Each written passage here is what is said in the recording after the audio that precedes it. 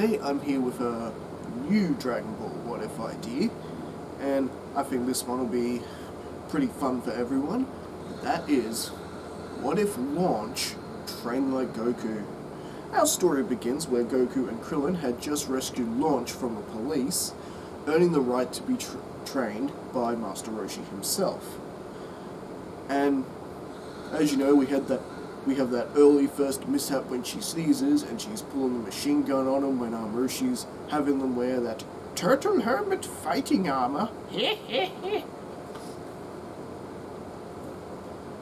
But with that, Blonde Launch actually agrees to do some training with the boys. You know what, boys? Some martial arts training probably isn't such a bad idea. Cut me in on this. As we know, she likes to fire off her firearms. So, without really much of a choice, they agree to let Launch join them. And like the original, they move to a new island, and Roshi puts them through the find the stone in the middle of the jungle exercise. And that pretty much goes the same with Krillin stealing the stone from Goku.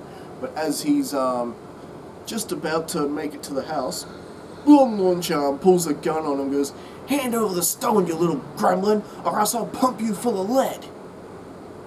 "Okay, Launch, please don't hurt me." And Krillin drops the stone, running off to the woods. "Hey, get back here, we're not finished. Come back here, you coward, fight me like a... Chew!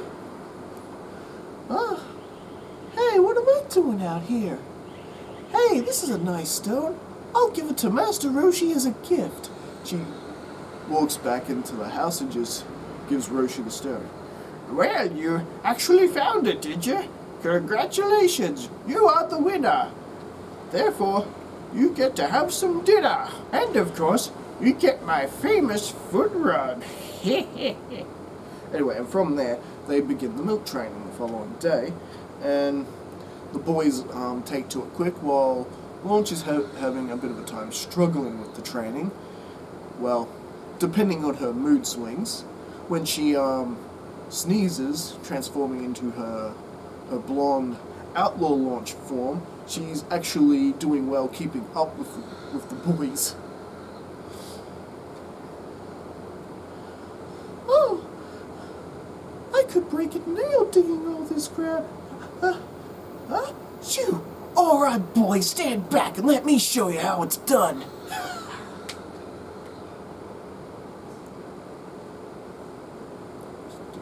And the training pretty much goes right up, all the way up to the Tenkaichi Budokai, where Goku and Krillin make their debut in the original.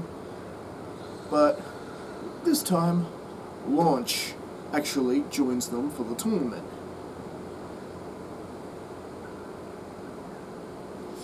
"There's no way you're cutting me out of the action. Let's do this."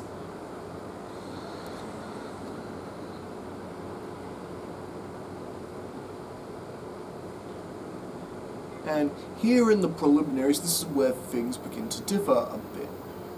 As for Goku, Krillin, and Jackie Chan, the disguised Roshi and Yamcha, they get through their matches exactly the same, except for we get Launch, who actually knocks Ranfan out during the preliminaries, and basically she ends up taking Ranfan's spot in the tournament. And let me tell you, Launch had been wanting to get her hands on Ranfan this whole time. Ranfan, who, as we know, cheating, using all her womanly features and feminine charms to take advantage of her opponents and beating them that way. Yeah, Blonde Launch does not like that at all. So when they faced off, "Using your body like that is a disgrace. Women like you give us a bad name." And with one Launch uppercut, Ranfan is just sent flying out of the preliminary ring, and Launch moves on to the finals.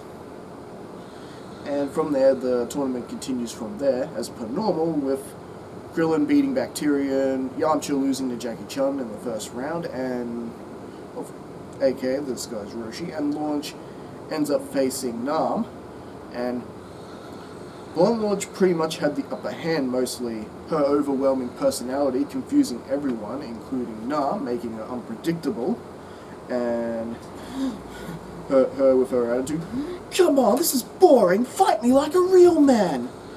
"Very well, if you insist." At that moment, Launch sneezes, turning back to normal Launch, and yeah, she starts to begin to lose ground. "I've got you now with my aerial attack." Just as Nam's about to hit Launch, Launch sneezes again, becoming Blonde Launch again, and Nam gets distracted by this and completely forgets what he's doing in mid-air, and Launch catches him with a powerful strike to the gut, knocking Nam out for the tournament, and she moves on to the semi-finals.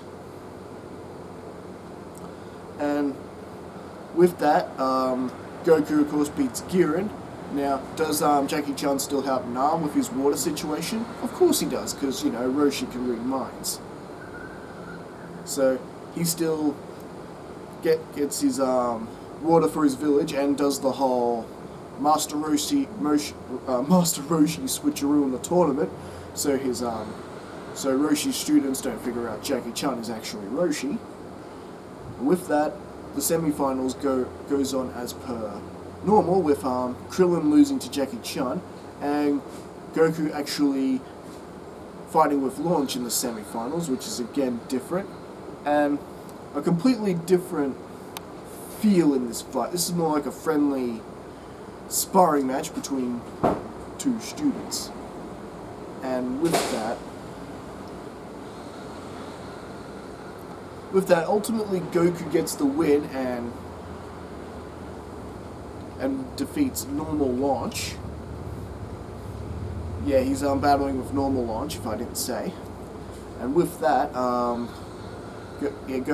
basically beats her with a ring out, and they're all happy and still friends after that, except Launch vowing in the most innocent way, because remember, she's still in her normal form. She goes, "Next time, I'm going to pound you into dust." In that, you know, innocent way she talks. So I don't know, a bit of a blonde Launch in the good one, I think. Anyway, and the rest of the tournament pretty much wraps up like the original, with Goku facing Jackie Chan in the finals, and you know, the whole Green Ape Rampage and their final stand, the big kick that ultimately knocks Goku out for the championship. Jackie Chan winning, saying, "I am the champion! I am the champion!" And so with that wrapped up, Goku, getting the Dragon Ball right off from Bulma, decides he's going to go off and find his grandpapa's Dragon Ball. The only difference is this time, Launch actually decides to tag along with Goku. You know, it'd be good training for her as well, and ultimately she's curious about what these Dragon Balls are, and because of her good nature and her good form, she can at least ride the Nimbus Cloud sometimes, which sometimes when she sneezes and her evil personality takes over, she falls straight through the cloud. It leads to some comedic moments. And I think that's actually where we're going to leave things for now, heading into the Red Ribbon Army saga. So what do you guys think? Do you like this start to this story? How will Launch make a difference in the Red Ribbon Army saga, with her tagging along with Goku? I think things will get pretty interesting there. Let me know in the comments. Don't forget to like and subscribe for more of these what ifs, and of course keep an eye out for the Dead Girls Doll animated series and more videos on that. It won't be long before I'll be doing up a casting call video where people will be able to audition for voices on that. Again, I can't guarantee any paid work at this point, but you know, that doesn't mean it won't lead to that in the future. Alright, so thank you guys for tuning in. I'll see you guys next time for part 2 of this What If. Alright, catch you later.